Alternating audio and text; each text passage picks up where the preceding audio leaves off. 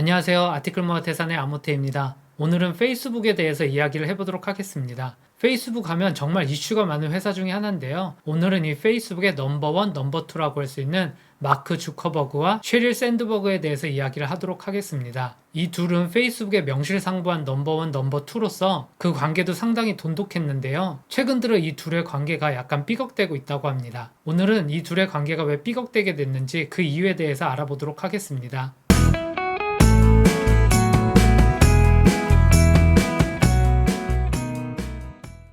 인트로에서 말씀드렸듯이 저커버그와 샌드버그의 사이에 페이스북에서의 롤은 명확하게 구분이 되어 있는데요. 페이스북을 창립한 저커버그는 페이스북이라는 회사의 큰 방향에 대해서 설정하고 기술적 방향에 대해서 의사결정을 한다면 샌드버그 같은 경우는 페이스북의 광고 모델을 통해서 수익을 창출하는 역할을 하고 있습니다.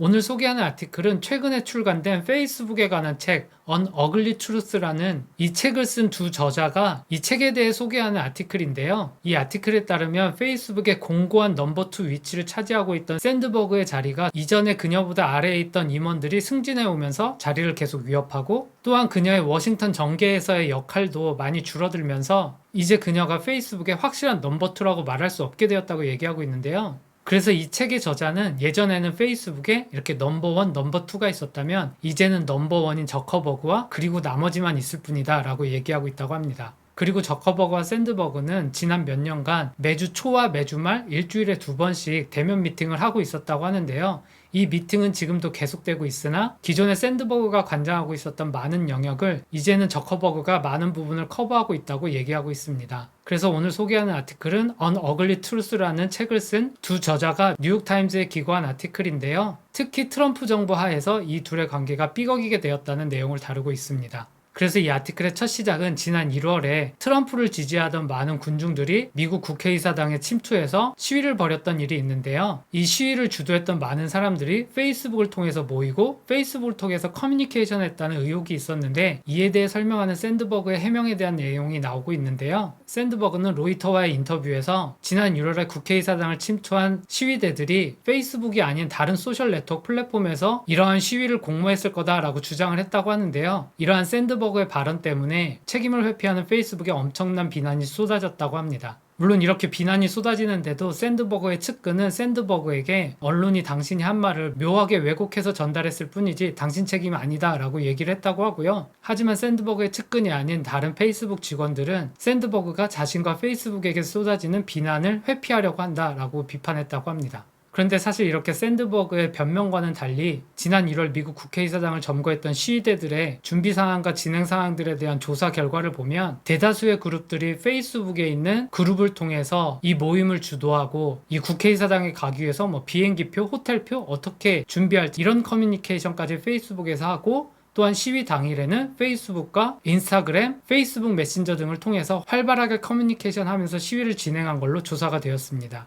그래서 이 장면만 하더라도 지난 국회의사당 점거 사태에 대해서 조사를 하면서 국회의사당에 난입한 사람들을 일일이 식별하고 어떤 일을 했는지 확인하는데요. 이러한 시위대들이 페이스북이나 인스타그램에 본인이 직접 올린 포스팅을 통해서 수사가 많이 이루어졌다고 합니다. 그리고 많은 분들이 아시겠지만 이러한 극단적인 정치 성향을 갖는 사람들이 페이스북에서 활동하게 된 이유는 다름 아닌 페이스북의 알고리즘 때문이라고 볼 수 있을 것 같은데요. 페이스북의 비즈니스 모델을 보면 결국 이 페이스북 유저들이 페이스북이라는 플랫폼에 얼마나 오랫동안 머물러 있는지 그걸 통해서 수익을 창출하기 때문에 뉴스피드나 여러 가지 포스팅 게시물들이 친구들의 일상적인 생활에 대한 얘기보다는 사람들에게 논란을 일으키고 더 페이스북에 많이 머무를 수 있는 자극적인 포스팅이 페이스북 유저에게 더 많이 노출되고 그렇게 노출되면서 페이스북 유저들이 더 페이스북에 오래 머물도록 하는 이 알고리즘이 문제라고 할 수 있을 것 같은데요. 아무튼 이러한 페이스북의 비즈니스 모델을 만드는 데 있어서 샌드버그의 역할이 엄청 컸을 것 같은데요. 이러한 샌드버그가 어떻게 저커버그를 만나 페이스북에 함께하게 됐는지 그 시작부터 알아보도록 하겠습니다.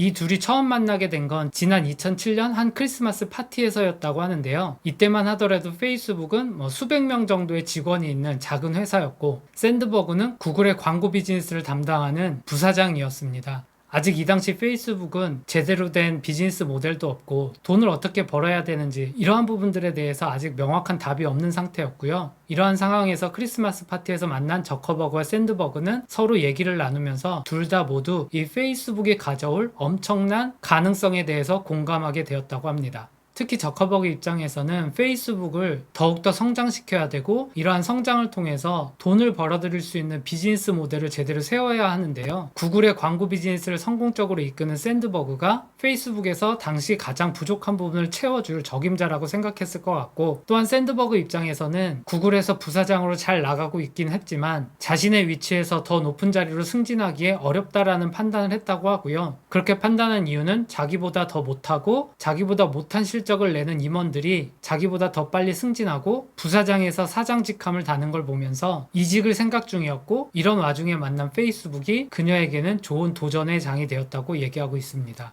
그래서 이렇게 샌드버그가 페이스북에 조인하게 되면서 광고 비즈니스 부문을 맡았고, 저커버그는 잘하지 못하는 워싱턴의 정계 인사들과 정부와의 관계 형성 이런 부분도 샌드버그에게 맡겼다고 합니다. 당시 샌드버그가 이런 일을 맡았을 당시에 페이스북의 워싱턴 오피스는 대학교를 갓 졸업한 신입사원들이 근무하고 있었다고 하고요. 워싱턴에 있으면서 어떤 정계 로비가 아니라 그냥 정계에 있는 사람들이 페이스북 어카운트 여는 법 모르면 그런 것들 만들어주고 하는 거의 유명무실한 오피스로 운영되고 있었다고 합니다. 그런데 샌드버그가 이 역할을 하게 되면서 오바마 정부의 일자리 경쟁력 위원회에 페이스북 대표로 활동을 했다고 하고요. 한 번은 오바마 대통령과 에어포스 원 대통령 전용기를 같이 타고 페이스북 본사로 와서 타운홀을 열었다고 합니다. 이 장면이 페이스북 본사에서 오바마 대통령이 타운홀을 연 장면인데요. 이 장면만 봐도 저커버그가 얼마나 샌드버그를 중요하게 생각했을지, 그리고 얼마나 신뢰했을지를 느낄 수 있을 것 같습니다. 하지만 이어서는 이렇게 페이스북의 넘버 2 자리를 공고히 해가고 있던 그녀에게도 여러 가지 실수의 모습이 보였다고 하는데요. 다음으로는 그녀의 이러한 실수들을 한번 알아보도록 하겠습니다.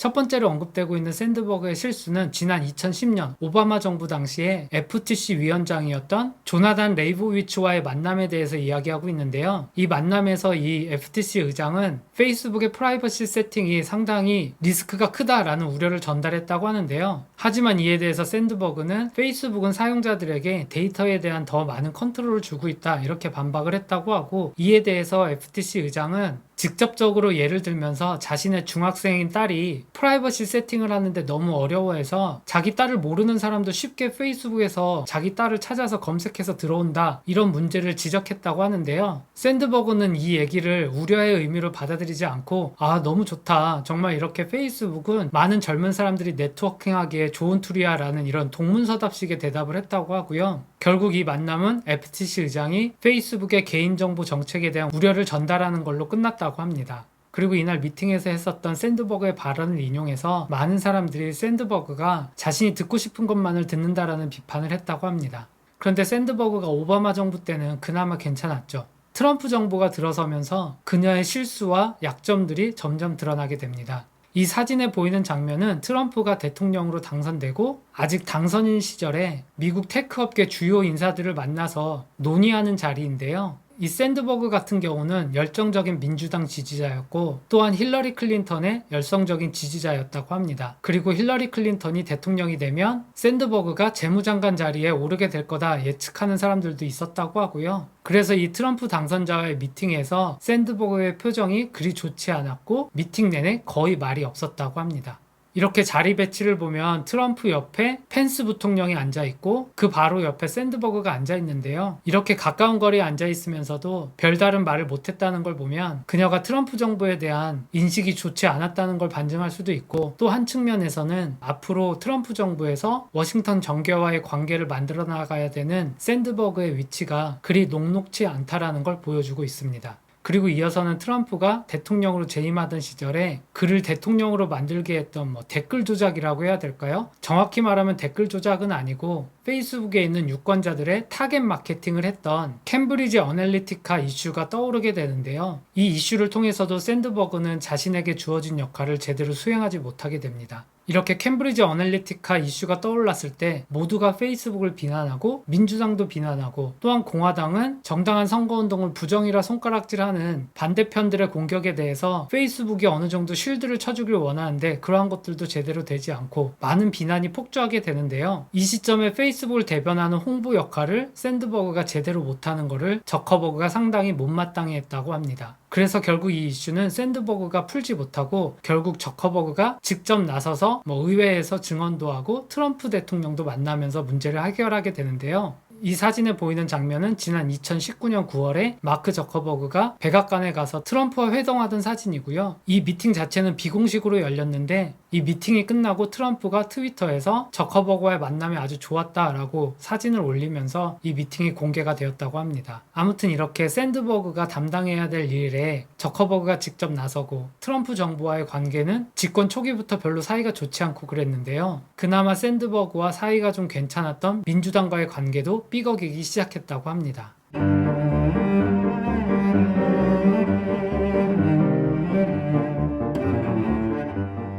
이 사진은 지난 2015년에 미 하원 의장인 낸시 펄로시가 자신을 방문한 셰릴 샌드버그와 그 외 사람들과 찍은 사진을 직접 낸시 펄로시가 올린 사진인데요. 이때만 하더라도 하원 의장인 낸시 펄로시가 셰릴 샌드버그를 상당히 높이 평가하고 추켜 세웠다고 합니다. 하지만 지난 2019년에 다시 낸시 펄로시를 만났을 때에는 그리 관계가 훈훈하진 못했죠.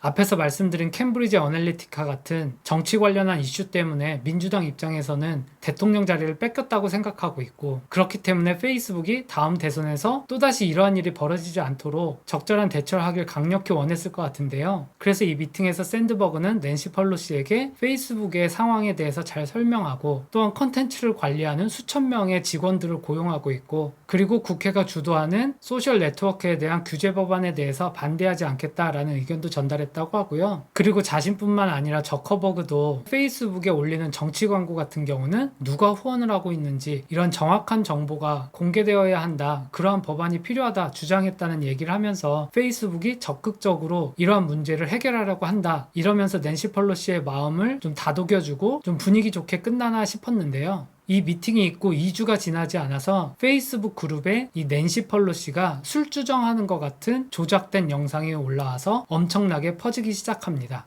사실 이 영상은 몇 개월 전에도 올라오던 영상인데요. 이 화면에서 볼 수 있듯이 정상적으로는 한 13초 걸릴 발언을 17초 정도로 늘리니까 낸시 펄로시가 마치 술을 마시고 느릿느릿 말을 하는 것처럼 보여지게 만든 영상입니다. 그런데 이 영상이 이렇게 폭발적으로 공유가 된 가장 큰 이유 중에 하나는 페이스북이 얼마 전에 이러한 프라이버시를 지키겠다라고 하면서 프라이빗 그룹이라는 새로운 피처를 내놨는데요. 이 프라이빗 그룹이 오히려 이 낸시 펠로시의 영상을 확산하고 조롱하고 우스갯거리로 만드는 통로가 되었다고 합니다. 물론 이런 영상이 유튜브에도 올라왔었는데 유튜브는 해당 영상을 즉시 삭제했는데 페이스북은 이렇게 논란이 되는데도 불구하고 영상을 삭제하지 않고 공식적인 입장도 발표하는 걸 지연하고 있었다고 합니다. 그래서 이렇게 영상이 삭제되지 않고 계속 페이스북에 남아있는 걸 보면서 낸시 펠로시 쪽 측근들 엄청 빡돌았다고 하고요. 그럼에도 불구하고 페이스북에서는 이 영상을 어떻게 처리할 것인지 이 급한 이슈에 불을 끄기보다는 왜 페이스북의 AI 알고리즘이 이런 영상을 미리 걸러내지 못했는지 이런 부분에 대한 원인을 따지는데 우왕좌왕하고 있었다고 하고요. 이어지는 내부 논의에서는 샌드버그는 이 영상을 당장 삭제해야 된다라고 주장하지만 페이스북의 다른 정책을 담당하는 사람들은 발언의 자유를 옹호하는 페이스북의 정책을 더 중시해야 된다라고 하면서 페이스북은 중립적인 위치에 있어야 된다라고 주장을 하고 그러한 주장에 따라 결국 이 영상은 계속 유지가 되었다고 합니다. 그래서 이러한 페이스북 내부의 논의 내용을 잠시 들여다보면 누군가는 이런 낸시 펠로시의 조작된 영상을 보면서 코미디 프로그램 같은 데에서도 패러디하고 하는데 이런 것들도 패러디로 볼 수 있지 않겠냐 이런 주장을 했다고도 하고요. 그리고 이 영상이 상당히 예민한 영상이긴 하지만 이 영상 하나에 대한 정책을 어떻게 세우느냐에 따라서 다른 수십억 개의 영상이 영향을 받을 수도 있으니 신중하게 판단해야 된다라는 목소리가 높았다고 합니다. 그래서 결과적으로는 이 영상이 올라온 지 48시간 만에 저커버그가 직접 결정을 내렸는데요. 영상을 유지하기로 결정을 내리고 이 상황에서 샌드버그는 페이스북의 영상을 유지하게 된 정책에 대해서 낸시 펠로시 측에 별다른 설명을 하지 않았다고 합니다. 이 사진에 보이는 장면은 조금 전에 말씀드렸던 낸시 펠로시 영상 문제가 7월에 있었는데요. 그해 10월에 조지타운 대학 타운홀에서 페이스북의 정책에 대해서 설명하는 저커버그의 모습입니다. 이 타운홀에서 저커버그는 페이스북은 페이크 뉴스에 대해서는 중립적 입장이고 대중이 스스로 팩트체커 역할을 할 것이다 이렇게 얘기를 했다고 하는데요. 이러한 그의 발언에 대해서도 상당히 많은 비판이 이어졌다고 합니다. 그리고 이런 페이스북의 정책에 대한 불만과 비판은 특히 샌드버그에게 더 많이 전달이 되었는데요. 이렇게 샌드버그에게 전달되는 비판과 불만에 대해서도 샌드버그는 별다른 액션을 취하지 않았다고 하고, 이어지는 내용에서는 샌드버그가 측근들에게는 이제 자신에게는 저커버그의 마음을 바꿀 수 있는 방법이 없다라고 토로를 했다는 내용도 나와 있습니다. 그리고 이렇게 샌드버그의 복잡한 심경을 대표적으로 확인할 수 있는 상황이 있었다고 하는데요. 이 저커버그의 조지타운 대학에서의 타운홀 미팅이 있었던 며칠 후에 이 샌드버그도 베니티 페어 주최로 좌담회가 있었다고 하는데요. 이 좌담회를 맡은 인물은 다름 아닌 CBS의 유명한 뉴스 앵커인 케이리 커릭이었다고 합니다. 이 좌담회에서 샌드버그는 페이스북의 비즈니스나 여러 가지 상황에 대해서 많은 질문을 받고 많은 대답을 했다고 하는데요. 가장 결정적인 부분은 이 인터뷰의 말미에 케이리 커릭이 샌드버그에게 너가 페이스북에서 일하고 그 페이스북에서 일하는 걸 통해서 만들어내는 결과가 샌드버그 당신 자신의 개인적 레거시에 영향을 미치는 거에 대해서 걱정 안 되냐라는 질문을 했다고 하고요. 이에 대해 샌드버그는 사람들이 자신의 이야기를 할 수 있는 플랫폼이 있고, 물론 그 플랫폼이 여러 가지 문제가 있다는 게 밝혀졌지만 나는 그러한 문제들을 고쳐나가야 되는 책임이 있고 이러한 일들을 하게 된 걸 영광스럽게 생각한다 라고 대답을 했다고 하는데요. 이 아티클에서는 이 인터뷰 이후에 샌드버그가 측근들에게 그 질문에 대한 자신의 답이 상당히 굴욕적이고 부끄러웠다라는 얘기를 했다고 합니다. 당연히 속마음에는 다양한 고민들이 있고 또 하고 싶은 얘기도 있었겠지만 그런 얘기를 공식 석상에서 하지 못하고 공식 석상에서는 자신에게 문제가 없고 페이스북에 문제가 없다 이런 식으로 얘기를 하다 보니 인터뷰가 끝나고 스스로도 상당히 굴욕감을 느끼게 된 것 같습니다. 아무튼 이런 상황을 보면 마크 저커버그와 샌드버그의 관계가 이전만 못하고 또한 샌드버그의 마음도 이전과는 많이 달라졌을 것 같은데요. 페이스북 내에서 이 둘이 갖는 구도는 앞으로 어떻게 될지 궁금합니다.